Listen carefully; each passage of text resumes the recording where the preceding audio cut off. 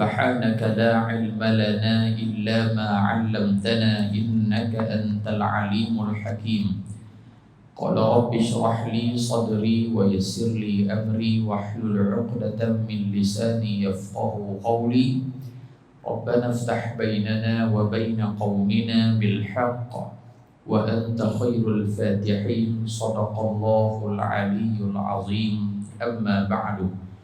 Muslimin dan muslimat, hadirin dan hadirat, bersyukur kehadrat Allah Subhanahu wa taala pada malam hari yang barakah ini kita dikumpulkan oleh Allah setelah 3 bulan kita tidak dapat hadir ataupun kita diberikan rehat oleh Allah Subhanahu wa taala. Jadi pada malam ni kita berkumpul semula dan mudah-mudahan asbab daripada perkumpulan kita pada malam ini Allah Subhanahu wa taala menghilangkan bala yang ditimpa kepada kita saat ini, amin ya rabbal alamin. Dan dikhabarkan juga hari ini ada satu lagi orang panggil apa, virus yang berkembang di China. Penyakit orang panggil nak macam dengan apa tu babi lebih orang H1N1 udah depa kata awal-awal babi dah malam ni. Penyakit jenis-jenis lagu tu lah belum yang jenis merebak tu katanya muncul pula di China. Mudah-mudahan Allah Subhanahu wa taala selamatkan kita semua insya-Allah. Jadi kita sambung semula pembacaan kitab kita perihal Rasulullah sallallahu alaihi wasallam.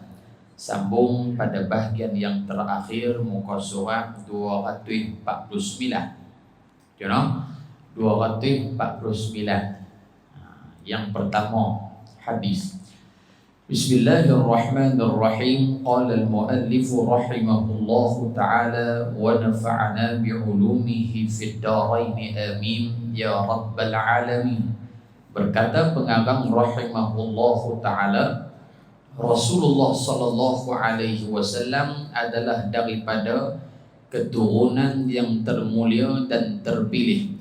Jadi di antara keistimewaan baginda Nabi Muhammad sallallahu alaihi wasallam, keturunan baginda Rasul naik ke atas sehinggalah bertemu dengan Abul Anbiya, bapa sekalian Nabi sekalian Rasul, iaitulah Nabi Allah Ibrahim alaihi salam. Jadi bila orang tanya siapakah bapa sekalian Nabi, maka jawapan dia adalah Nabi Ibrahim alaihi salam.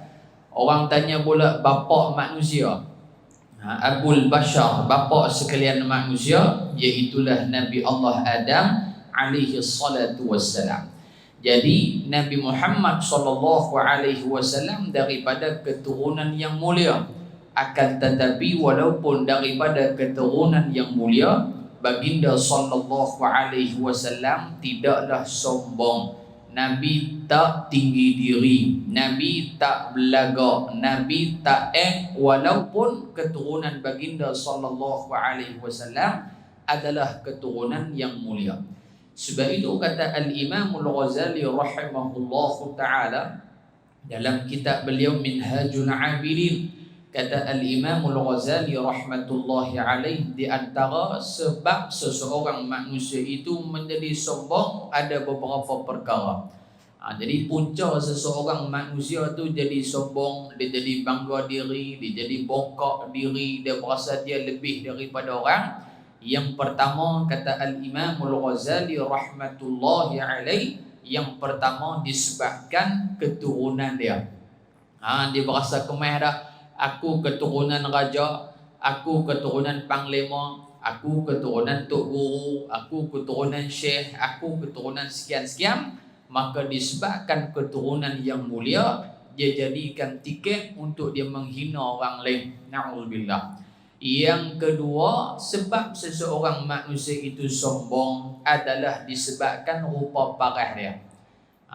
Sebab rupa parah yang cantik, yang segak, menarik, tertarik, kau memang debong. Hak Allah Ta'ala bagi kat dia tu segak sungguh. Kira kalau nak darah ni orang tengok dia balik mandi wajib, kira-kira gitulah. Segak sungguh-sungguh ni. Maka pada ketika itu dia menggunakan nikmat cantik rupawan yang Allah bagi untuk menghina orang lain. Sedangkan ada sahabat Nabi sallallahu alaihi wasallam yang rupa dia taklah segak sangat. Kulit ni tak cerah, bahkan hitam legam kulit dia. Sayyiduna Bilal bin Rabah radhiyallahu taala anhu wa arda. Kulitnya hitam, segak pun tak, akan tetapi Nabi sallallahu alaihi wasallam memilih Sayyiduna Bilal menjadi tukang bang muadzin Rasul, menunjukkan bahawasanya Islam tidak melebihkan keturunan dan Islam tidak melebihkan rupa barat. Kalau mu segak, mu buat maksiat pun kira halal. Tapi kalau mu hitam, mu buat baik pun kira tak baik. Ini yang berlaku di negara Amerika satu tiga. Dalam tempoh Covid ni lah, seorang tentera ataupun polis berkulit putih, dia pergi tekan tengkok kawan ni kulit hitam sampai mati kawan tu. Akhirnya apa yang berlaku? Menyebabkan rusuhan yang besar orang kulit hitam di Amerika. Mereka bakar habis kedai-kedai semua kerana di sana masih lagi berpegang kuat dengan apa? Orang kulit hitam semuanya hina, orang kulit putih kira tuan mereka. Maka sebab itu Allah Subhanahu wa taala menyatakan inna akramakum indallahi atqakum. Yang paling baik, yang paling mulia di sisi aku, kata Allah, bukan kulit kamu, bukan harta kamu, bukan keturunan kamu, tetapi atqakum, orang yang paling bertakwa kepada Allah Subhanahu wa taala. Sebab yang ketiga, kata Al-Imam Al-Ghazali rahimahullahu taala, yang ketiga disebabkan jawatan. Disebabkan jawatan, pangkat yang dia ada, dia boleh peleceh orang. Saya pengurusi, you apa ada? Biar orang itulah sombong dengan pangkat dia. Yang keempat, disebabkan harta yang Allah bagi kat dia, dia boleh duk pelekeh orang susah. Sebab itu orang Islam wajib kaya. Orang Islam wajib kaya. Pasal apa kena wajib kaya maklum? Yang pertama, bila mana kaya, kita punya zakat bertambah. Takkan kita nak bayar zakat terah RM7 tu ya kot? Kan paling kurang kita bayar lebih. Sebab apa lebih? Sebab harta kita ada lebihan. Yang kedua, sebab apa kena kaya? Sedekah kita lebih banyak daripada kebiasaan. Duit tu ada berjuta-juta dalam bank tu. Allahu Rabbi. Antaranya maklum Al-Fadhil Ustaz Yaqub Yusra. Ustaz Yaqub Yusra, adik kepada almarhum Ustaz Murtada Yusof. Ustaz Murtada kita. Ustaz Yaqub ni maklum jutawan lah. Bagi saya ni kira dah dia tak tahuan lah. Kalau saya boleh duit macam dia lah. Sehari infak dia, sehari dia infak untuk tahfiz sehari 10,000. Alung ustaz sehari 10,000, ketak kaki tu yang buat mereka main. Sehari 10,000. Banyak duit dia ustaz. Banyak. Berapa pendapatan dia? Pendapatan dia, saya jumpa dia minggu lepas. Pendapatan dia setiap bulan 400,000. Setengah juta sebulan maklum. Ustaz Abid Liu, maklum kenal Ustaz Abid Liu. Dikatakan sehari pendapatan dia 700,000 sehari. Sehari 700,000. Dia kerja apa ustaz? Jual dadah ke? Tak. Kerana apa? Mereka ini pernah hidup susah, berniaga macam-macam lagi. Bila mana kaya, tolong orang. Lagi dia bagi, lagi Allah tambah. Lagi dia bagi, lagi Allah tambah. Maka bila mana lagi bagi, lagi Allah tambah, ketika itulah lahirnya perasaan yakin bahawasanya Allah Subhanahu wa taala lah yang memberi rezeki. Baiklah. Ini hikmah Covid ni, apa Allah ajak kita? Sahabat saya kerja Kelang di mana? Tanjung. Kelang apa tu haduk buat wayar elektrik tu. Dah hampir 40 tahun Kelang tu berada di belah Belfast tu. 40 tahun lebih. Tapi bila main Covid malung, Allah hantar main satu makhluk yang siapa pun tak boleh nak tepih dia. Siapa pun tak tepih. Nah, 40 tahun punya kelang, tetapi bila main Covid tak sampai pun setahun, kelang 40 tahun tutup terus. Kelang 40 tahun tutup terus, semua pekerja dibayar pampasan. Katanya dia dapat 150,000. Nah, abang kata apa maklum, Allah Ta'ala punya kerja. Ni katanya kemarin, pekerja di TV3. Di TV3 punya pejabat, berapa ratus orang kena berhenti kerja. Nak menunjukkan bahawasanya apa dia? Rezeki semua di tangan Allah Subhanahu wa Ta'ala. Tapi hak tak kalut saja dia. Orang buat mendang kan kalut kan. Tu ya. Dia ada kalut orang buat mendang. Tak kalut, duk relax, depa tak pergi keluar, kita tak keluar. Sampai masa kita buang baja, sampai masa kita pergi mengerak, sampai masa kita menoreh getah. Bahkan orang hak duduk di sik baling sana tu, yang duk bekerja mengebun kebun getah sana, mereka tak kalut seperti mana kita. Pasal apa maklum? Nak menunjukkan bahawasanya rezeki ni Allah Ta'ala yang bagi. Yang duk kalut siapa? Orang kita hak ada sijil. Nah, bukan makna sijil tu tak bagus. Bagus. Penting sijil tu. Tetapi apa? Hak duk ada sijil ni kelang kelibut dah kita mampu. Kita kena berhenti kerja dah. Hak kena berhenti kerja, hak sijil belaka. Hak tak berhenti kerja, hak tak ada sijil. Nah, ni rezeki Allah Subhanahu wa Ta'ala nak ajak kita. Tapi lepas ni maklum balik, jangan duk suruh cucu berhenti pula. Hang tu duk mengaji lah, tak salah duk kat kampung Noreh Getah tu dah. Takut Covid mai pula. Bukan makna gitu. Tapi apa? Allah nak ajak kita sekiranya apa yang aku nak jadikan, maka dia akan berlaku. Jadi disebabkan apa? Sebabkan harta yang Allah Ta'ala bagi kat kita kadang-kadang jadi sombong. Na'udzubillah. Yang seterusnya kata Al-Imamul Ghazali rahmatullahi alaih, disebabkan manusia tu jadi sombong adalah kerana ilmunya. Dia ada ilmu, Allah Ta'ala bagi kat dia, dia rasa dia betul semua. Dia ustaz, dia betul semua. Dia ustaz, dia masuk syurga. Ada nikmat ilmu yang Allah Subhanahu wa Ta'ala anugerahkan kat kita adalah pinjaman sementara sahaja.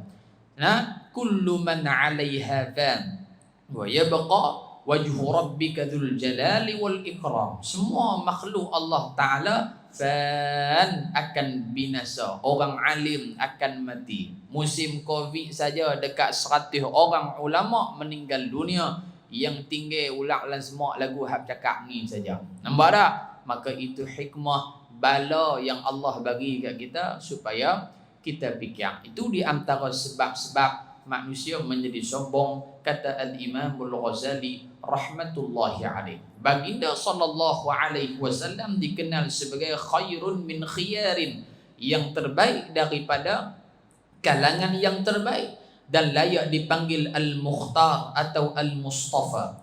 An Wathilah bin Al-Asqa radhiyallahu anhu qala Rasulullah sallallahu alaihi wasallam, inna Allah astafa min waladi Adam min waladi Ibrahim Ismail, wastafa min waladi Ismail bani Kinanah, wastafa min bani Kinanah Quraisyan, wastafa min Quraisyin bani Hashimin, wastafani min bani Hashim. Daripada Wathilah bin Al-Asqa radhiyallahu anhu berkata, Rasulullah sallallahu alaihi wasallam bersabda, sesungguhnya Allah Subhanahu wa Ta'ala telah memilih Nabi Ismail daripada anak-anak Nabi Ibrahim alaihi salatu wassalam. Nabi Ibrahim dapat anak Nabi Ismail alaihi salam. Nabi Ismail kena sembelih, Allah ganti pula dengan Nabi yang seterusnya. Lepas Nabi Ismail, Nabi apa? Ismail, adik dia seorang yang nama Nabi Ishaq. Fabasyarnahu bi Ishaq. Maka kami beri berita gembira pula pada Ibrahim, iaitulah isterinya mengandung anak lelaki, Nabi Allah Ishaq alaihi salatu wassalam. Daripada Nabi Ishaq terbit mai pula Nabi Allah Yaqub alaihi salam. Daripada Nabi Allah Yaqub alaihi salam terbit mai pula 12 orang anak Nabi Yaqub alaihi salam, di antaranya Nabi Allah Yusuf alaihi salatu wassalam. Daripada keturunan-keturunan ni sampailah kepada keturunan Nabi sallallahu alaihi wasallam. Maka Nabi sallallahu alaihi wasallam menyatakan yang paling mulia daripada semua ni adalah aku yang dimuliakan oleh Allah Subhanahu wa taala. Memilih Bani Kinanah daripada anak-anak Nabi Ismail, memilih Quraisy daripada Bani Kinanah, memilih Bani Hashim daripada Quraisy, dan memilih aku daripada Bani Hashim. Jadi keluarga Rasulullah juga digelar sebagai Hashimiyah. Keluarga Nabi juga dipanggil sebagai Hashimiyah. Yang kedua, Rasulullah sallallahu alaihi wasallam adalah kekasih Allah. Ala wa ana habibullah wala fakhr wa ana hamilu liwa'il hamdi yawmal qiyamati wala fakhr wa ana awwalu syafi'in wa awwalu musyaffa'in yawmal qiyamah wala fakhr wa ana awwalu man yuharriku halqal jannati fayaftahu Allahu li fayadkhulaniha wa ma'i fuqara'ul mu'minin wa ana akramul awwalin wal akhirin wala fakhr. Kata Nabi sallallahu alaihi wasallam, ketahuilah bahawa aku ini kekasih Allah Subhanahu wa taala. Nabi Muhammad kekasih Allah, banyak nikmat yang Allah bagi kepada baginda yang tidak ada kepada nabi-nabi dan rasul-rasul yang lain. Mukjizat baginda Nabi lebih banyak daripada nabi yang terdahulu sebelum baginda sallallahu alaihi wasallam.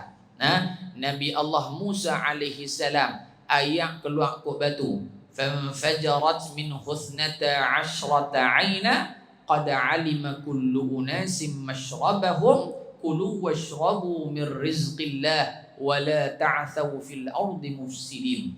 Bila mana Nabi Musa dan juga kaum dia daripada kalangan Bani Israel, mereka diberi keselamatan oleh Allah daripada ditangkap oleh Fir'aun, dapat menyeberangi laut dengan izin Allah. Ketika itu kaum Nabi Musa, mereka mengadu, wahai Musa, kami lapak wahai Musa, kami dahaga wahai Musa. Ketika itulah Allah Subhanahu wa taala dengan izinnya menzahirkan mukjizat Nabi Musa alaihi salatu wassalam.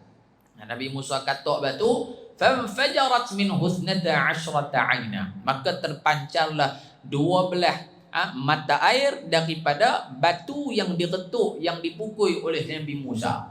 Nabi Musa ayak keluar ke batu, tetapi yang jauh lebih hebat yang ulama sebut, Nabi Muhammad ayak keluar kok jari. Ini lagi kemah. Ayak keluar kok jari Nabi sallallahu alaihi wasallam. Sebab itu ulama fuqaha, ulama fiqh, antaranya Al-Imam Al-Bajuri rahmatullahi alaihi, dia kata apa? Ayat yang paling mulia atas muka bumi Allah Subhanahu wa taala. Lama tak tulis malu. Ayat hak paling mulia. Yang pertama, air jari jemari Rasulullah.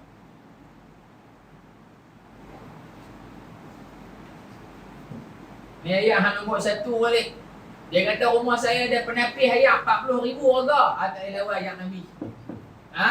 Yang kedua, ayat Zam-Zam.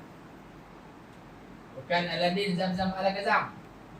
Yang ketiga, ayat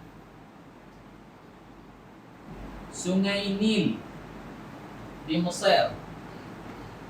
Yang keempat, ayat sungai-sungai atas bumi. Sungai ke laut ke, ayat hak kita duk pakai lah ni hak nombor 4. Ayat nombor 4.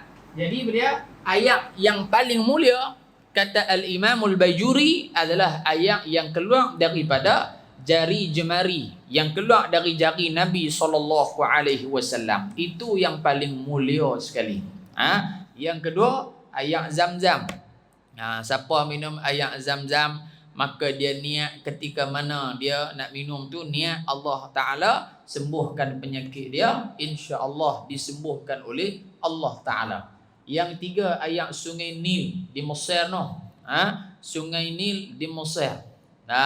Jadi di Sungai Nil inilah berlakunya karamah yang Allah Ta'ala zahirkan kepada sahabat Nabi Sayyidina Umar bin Al-Khattab radhiyallahu ta'ala anhu. Waktu Sayyidina Umar dah jadi pemerintah di Madinah Al-Munawwarah, maka Sayyidina Umar di antara negeri jajahan Sayyidina Umar adalah Mesir. Pada saat itu berlaku kemarau yang panjang sampai Sungai Nil ni air dia kering. Ibarat kata empangan mengkuang dam tu kira air tak ada, kerana kena pindah keluar.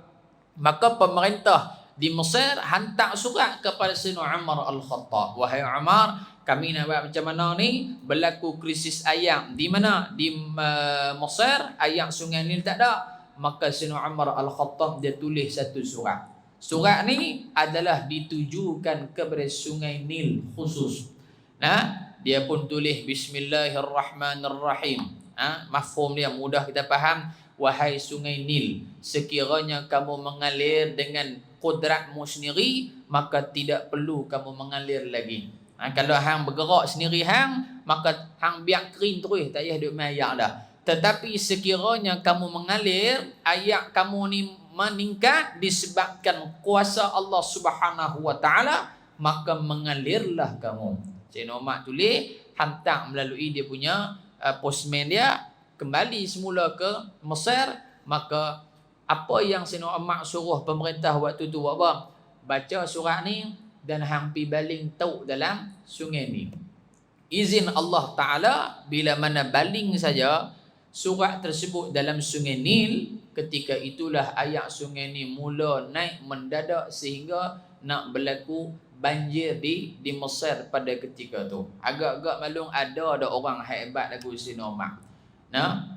Kok lah hantar pi surat kat YB mana-mana ke, Mengkuang Dam air tak ada ni. YB tu pun tulis sekian-sekian, wahai Mengkuang Dam, sekiranya kamu sekian-sekian pi hantar dekat apa JKK kampung kat Mengkuang Dam, apa baca pi lempak masuk. Lempak tu 10 tahun air tak mai. Pasal apa? Pasal Allah Ta'ala tak izinkan. Tapi ini kehebatan Sayyidina Umar bin Al-Khattab radhiyallahu ta'ala anhu wa arda. Baik, dan bukanlah ingin membangga diri. Akulah pemegang panji-panji kepujian pada hari kiamat, dan bukanlah ingin membangga diri.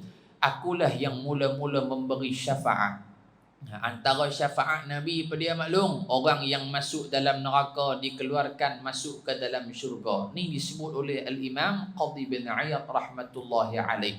Orang yang masuk dalam neraka dengan syafaat Nabi, Nabi minta, wahai Allah, tolonglah Muhammad Aiman tu duduk dalam neraka tu, bawa keluar sat. Pasal apa? Pasal dia buka pusat pengajian kat kampung Pelek ni, orang duk main mengaji. Maka izin Allah Ta'ala keluar masuk syurga. Baru jumpa maklum lah, kudu ingatkan duduk dalam tanah kekal bidah. Tu dia satu. Yang kedua, ditingkatkan kedudukan seseorang dalam syurga Allah.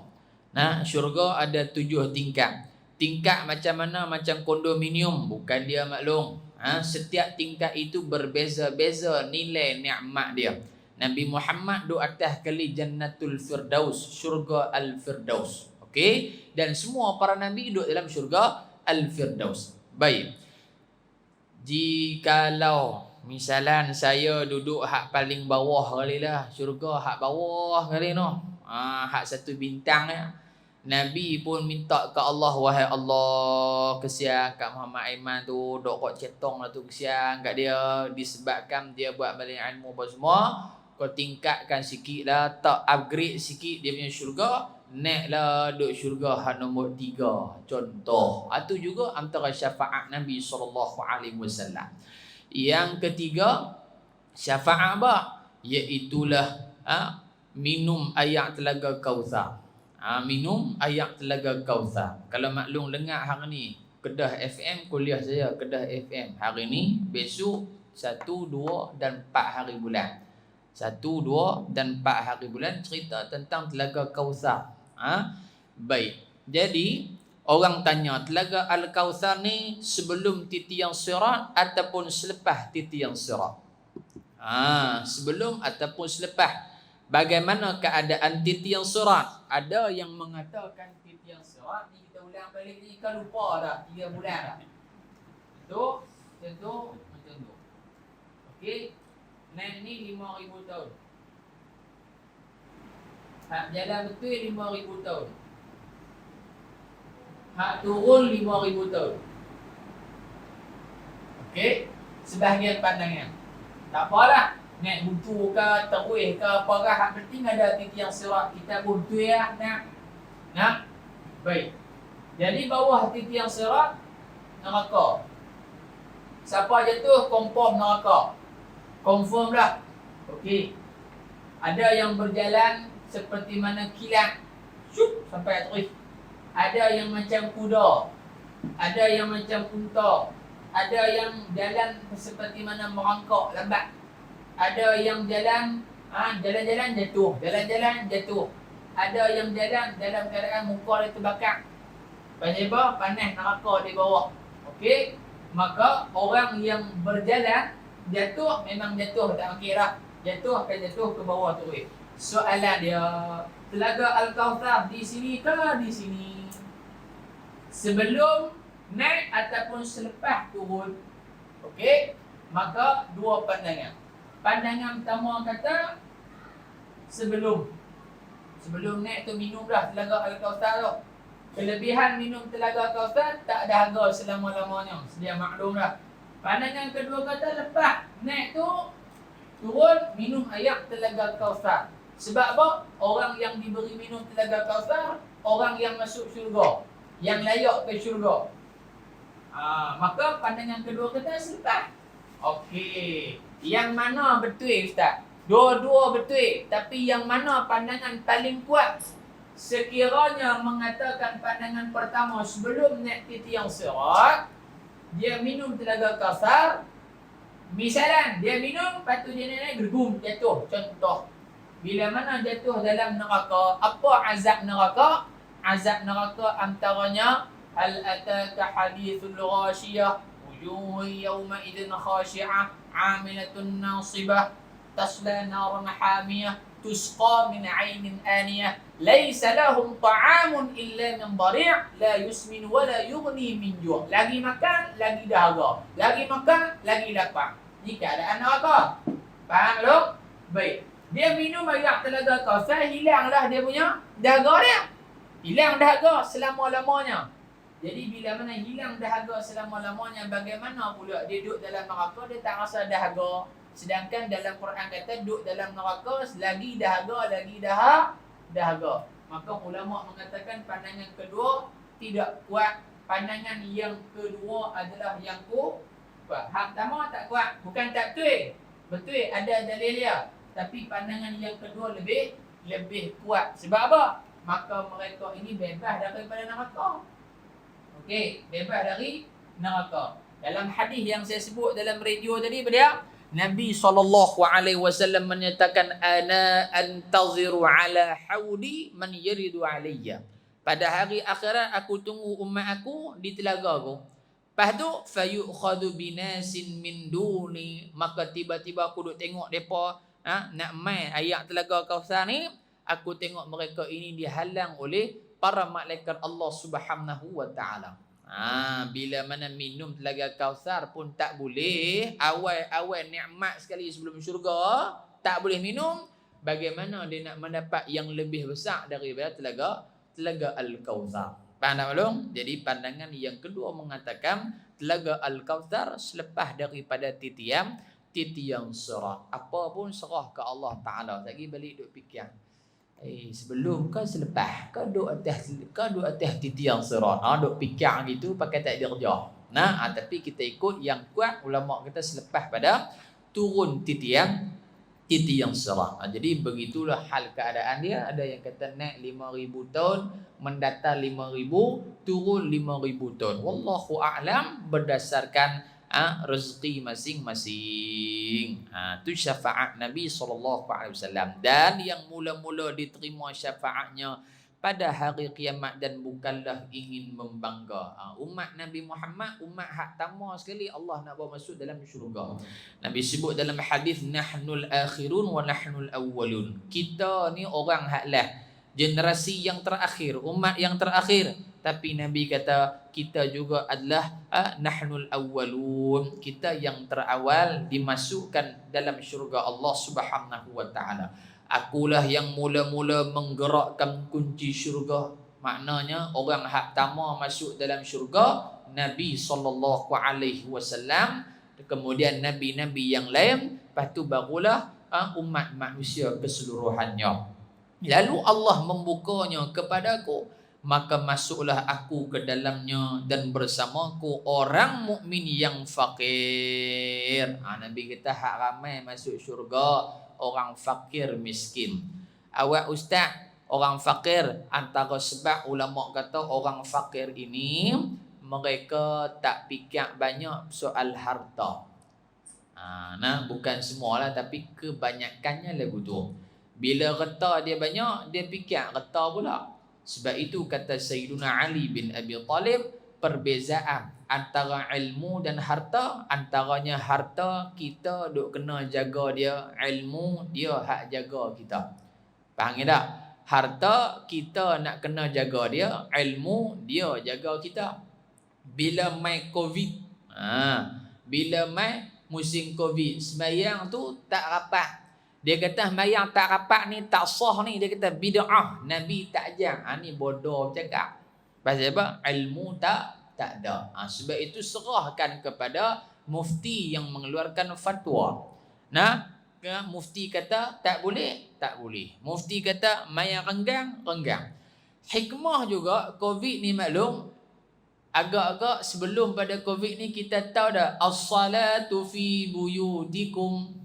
Kalau tak ada Covid perasan, tapi pejam dengan saya pun tak tahu. Kan? As-salatu fi buyutikum, sallu fi buyutikum, mayang di rumah hampa.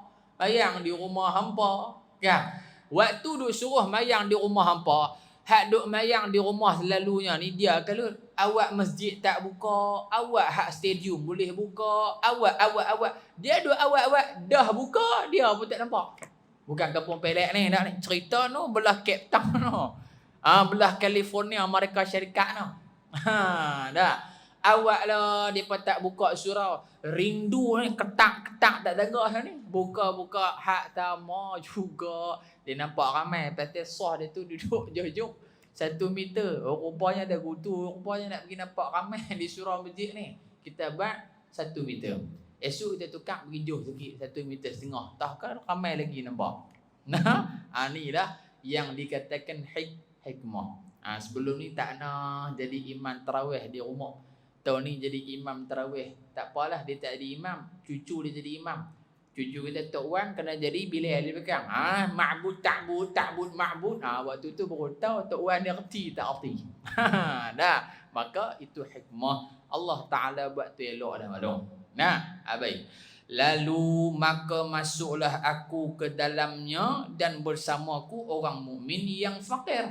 Dan akulah semulia-mulia orang yang terdahulu dan semulia-mulia orang yang terkemudian, dan bukanlah ingin membangga diri. Jadi hadis ini cerita kelebihan Rasulullah SAW pada hari akhirat berbanding nabi-nabi hak lain. Patutnya hak awal Nabi Adam dah dulu masuk. Tetapi tak, Nabi SAW diberikan kelebihan oleh Allah, Nabi dan umat Nabi dulu yang masuk. Yang ketiga, Rasulullah SAW adalah penghulu sekalian anak Adam. An Abi Sa'id al-Khudri radhiyallahu anhu qala Rasulullah sallallahu alaihi wasallam, ana sayyidu waladi Adam wa biyadi liwa'ul hamdi wala fakhr wa ma min nabiyyin yawma idin adama faman siwahu illa tahta liwa'i wa ana awwalu man tanshaqqu anhu al-ardu wala fakhr.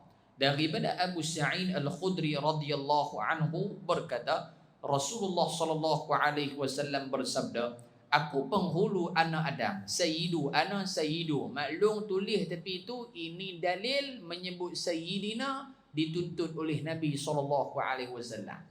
Nah, kita adalah mayang asyhadu an la ilaha illallah wa asyhadu anna Muhammadar Rasulullah, boleh juga. Wa asyhadu anna sayyidina Muhammad Rasulullah, boleh juga. Nah, Allahumma salli ala Muhammad, ataupun nak sebut Allahumma salli ala sayyidina Muhammad pun boleh. Jadi kalau orang kata sebut sayyidi tu hukum dia bid'ah, Nabi tak ajak, sesat, maka ini hadis yang disebutkan oleh Nabi SAW, aku penghulu. Sayyid ni makna penghulu, tu imam, ketua, tu makna dia lah tu sayyid. Baik. Aku penghulu anak Adam, dan di tanganku panji-panji kepujian, dan aku bukanlah ingin membangga diri, dan tidaklah ada seorang nabi pun daripada Nabi Adam sehingga seterusnya ke bawah, melainkan berada di bawah benderaku, dan akulah yang mula-mula sekali keluar dari kubur dan bukanlah ingin membangga diri. Tulis juga tepi tu dalil manusia pertama keluar daripada kubur pada hari akhirat, Nabi Muhammad sallallahu alaihi wasallam. Nabi keluar tak bogeh, nak maklum? Kita keluar bogeh. Yang laki bogeh, hak perempuan bogeh. Dalam keadaan tidak berpakaian dan dalam keadaan tidak sunat. Laki tak kerat, perempuan pun tak kerat, bogeh cetong gitu ya. Jadi orang tanya, hari akhirat besok tak ada siapa mengendak ke? Tak ada siapa ada mengendak dah malung ni. Sopa rumah terbakar lah. Rumah terbakar. Laki duduk mandi dalam bilik ayak tu. Bila bilik ayak dia tu dekat dengan dapur meletup terbakar. Agak-agak laki tu dah lah nak tarik kentolah. Kau dia belah keluar dulu. Tang mana dia dah keluar, dia keluar. Tang mana dia dah keluar, dan keluar. Dia kata aku keluar dulu. Bomba nampak cerita lain. Hak penting selamat dulu. Bila dia keluar, rupa-rupanya rumah jiran sebelah yang terbakar bukan rumah dia. Naya kawan tu. Nampak tak tu? Contoh gitulah. Jadi pada hari akhirat, hari yang tidak ada benda yang dapat kita bayangkan. Sehingga kan kata Sayyidatuna Aisyah, dia tanya Nabi, ya Rasulullah, kalau gitu pakat duk ngendak lah seorang sikit. Hang tengok aku tengok hang usia aku usia hang. Nabi kata waktu tu tidak ada perasaan nak tengok hang aku, hang elok ke, aku elok ke, hang putih ke, aku hitam ke. Tak ada. Kerana apa? Semua pakat duk tunggu syurga, neraka. Syurga, neraka. Syurga, neraka. Contoh dia maklum tengok penalti Pulau Pinang lawan Bayern Leverkusen. Ni cerita mohong. Bayern Leverkusen ni kelab no, Jerman no. Faiz Subri nak sepak maklum peminat tegar bola. Kalau Faiz Subri sepak tak gol, kalah Pulau Pinang. Kalau sepak menang, gol. Kalau gol menang. Maklum waktu tu laki sobat kopi pun sak lah tak wahang pun. Tu je lah. Maklum aku jangan mohong ni, baru habis Covid ni. Sak aku nak tengok ni dia sepak gol ke tak gol. Itu keadaan dunia. Bagaimana keadaan akhirat yang pada ketika tu tak ada seorang pun tolong kita. Yauma yafirrul mar'u min akhihi wa ummihi wa abihi wa sahibatihi wa banihi. Tu imam kita baca ni. Pada hari tersebut semua pakat lari bertempiaran. Anak pinak lari, laki kita lari, bini kita lari, kawan kita pun lari juga. Sebab pada ketika itu masing-masing nak selamatkan diri. Baik. Dan dalam hadis ni lagi menyatakan bahawasanya Nabi yang pertama keluar daripada alam kubur. Baik, kemudian keluar pula nabi-nabi yang lain, termasuklah Nabi Ibrahim alaihissalam. Timbul pula soalan, Ustaz, saya 2-3 hari ni rajin duk mimpi pakai pakaian Nabi. Dia mimpi dia pakai pakaian Nabi. Terutamanya dia mimpi dia jumpa Nabi Ibrahim alaihissalam. Ataupun mimpi Nabi hak lain Kan izin Allah Ta'ala. Sebab Nabi Rasul, Iblis tak boleh merupa. Baik, apa makna mimpi saya? Maklum balik malam ni tiba-tiba mimpi Nabi Ibrahim, insya-Allah. Mimpi Nabi Ibrahim. Apa tanda dia? Ulama kata siapa yang mimpi Nabi Ibrahim, terutamanya dia mimpi memakai pakaian Nabi Ibrahim ataupun nabi-nabi yang lain, yang pertama itu tanda dia akan diberikan pakaian takwa oleh Allah. Yang iman dia akan dikuatkan oleh Allah, ataupun agama dia diberikan kesempurnaan oleh Allah. Yang kedua, mimpi Nabi Ibrahim terutamanya tanda nak dapat ataupun anak yang dah ada tu anak yang soleh, yang akan jadi anak hak baik. Nah, yang ketiga mimpi juga Nabi Ibrahim alaihi salam, tanda hak ketiga, isteri yang kalau dia tak kahwin ke dah, isteri yang dia akan dapat isteri yang solehah. Kalau dia dah kahwin, adakah makna dia nak nikah seorang lagi? Wallahu a'lam. Tu jangan lebih tambah pula. Kali ingat tu. Tu makna kata tu abang kena nikah seorang lagi. Nabi Ibrahim 2 bini. Mau cari pasal mau tu. Nah, cuma ulama kata tanda pasangan dia. Kalau dia lelaki, bini dia solehah. Kalau dia perempuan, suami dia suami yang soleh. Itu disebutkan oleh ulama, antaranya Al-Imam Ibn Hajar Al-Haytami rahmatullahi alaih. Baik, yang keempat, yang terakhir belum. Kita pun nak habis dah insya-Allah. Yang keempat, yang terakhir, baginda sallallahu alaihi wasallam diangkat menjadi nabi sebelum Nabi Adam dijadikan. Hadis dia an Abi Hurairah radhiyallahu anhu qala qalu ya Rasulullah mata wajabat lakan nubuwah qala sallallahu alaihi wasallam wa adama baina ruh wal jasad. Daripada Abi Hurairah radhiyallahu anhu berkata, para sahabat bertanya baginda Nabi sallallahu alaihi wasallam, wahai Rasulullah, bilakah Tuhan diangkat menjadi nabi? Bila Nabi Muhammad ni dicok sebagai nabi, maka baginda sallallahu alaihi wasallam menjawab, ketika Adam masih lagi, yakni ketika mana Nabi Adam dalam proses kejadian baginda antara roh dan juga jasad. Mudah faham, waktu Allah Ta'ala duk cipta Nabi Adam tak sempurna lagi tu, waktu tu Nabi Muhammad sallallahu alaihi wasallam sudah diangkat menjadi nabi.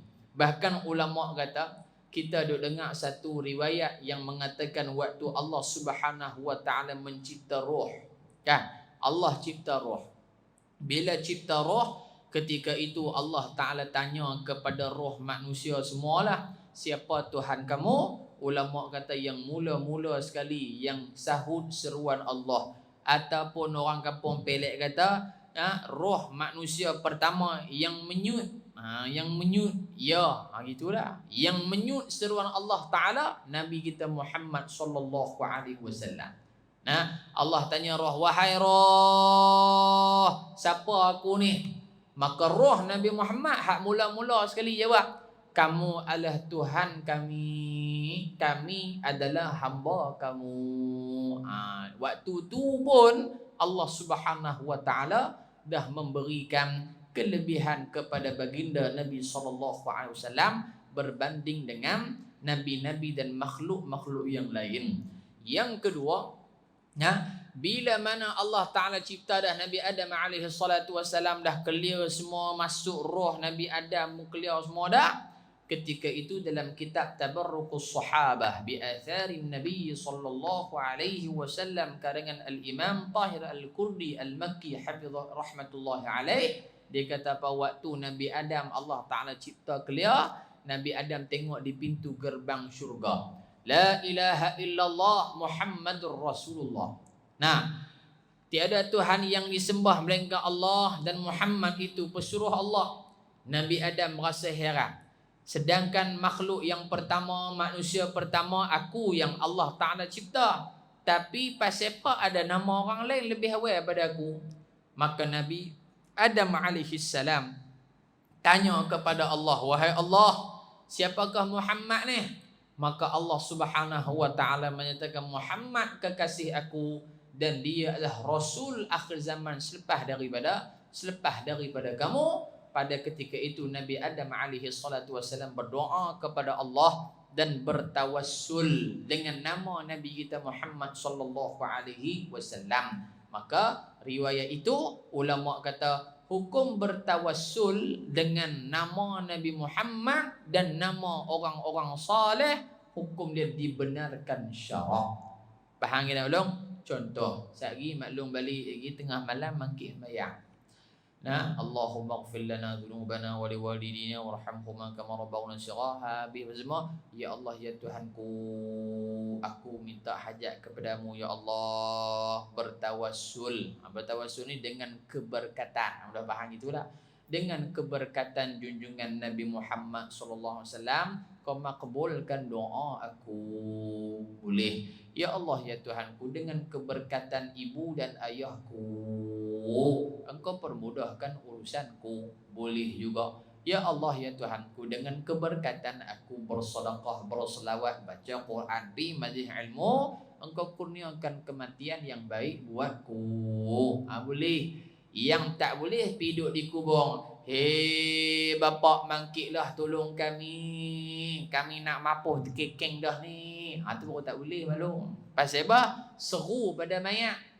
Seru pada mayat. Tapi kita bertawassul, mengambil berkat dengan amal soleh kita, dengan nama Nabi, dengan Nabi sallallahu alaihi wasallam, dengan mak ayah kita, dengan amalan-amalan baik kita, maka dibenarkan oleh syarak.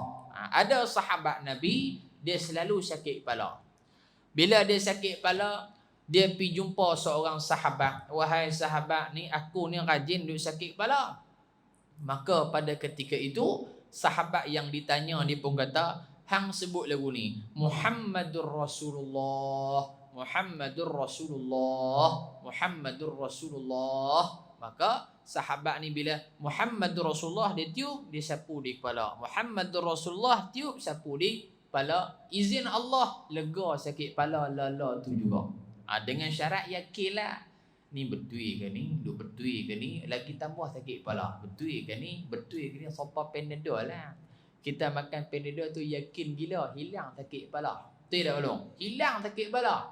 Begitu juga selawat atas Nabi pun, yakin insya-Allah dimakbulkan Allah Subhanahu wa taala. Tapi kalau aksiden kepala pun dia herot sebelah dah, otak pun keluar dah, pi kat dia jangan Muhammadur Rasulullah, Muhammadur Rasulullah, Muhammadur Rasulullah. Orang buh kita qalu terus. Kawan otak keluar tak mati, kita dulu mati. Pasal apa? Pasal tak kena gaya. Wallahu a'lam bissawab. Sambung pada pertemuan yang akan datang.